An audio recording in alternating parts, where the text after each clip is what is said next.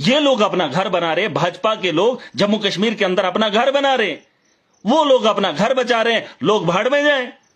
अरे मैंने लोगों से उम्मीदें दिखाई है, मैंने उनके जज्बात को देखा है, मैंने उनके मुस्तकबिल की बात उनके आंखों में आंखें डालकर की है। मैं उनसे मुंह नहीं फेर सकता, मैं उनसे आंखें नहीं मोड़ सकता। और जिस सरकार पे भरोसा जम्मू कश्मीर को है, मुझे नहीं लगता ये चलने वाले और ये आवाम के लिए लड़ने वाले। सत्ता का नशा है, सत्ता में बैठ जाइए, मुझे आपसे कोई भी उम्मीद नहीं।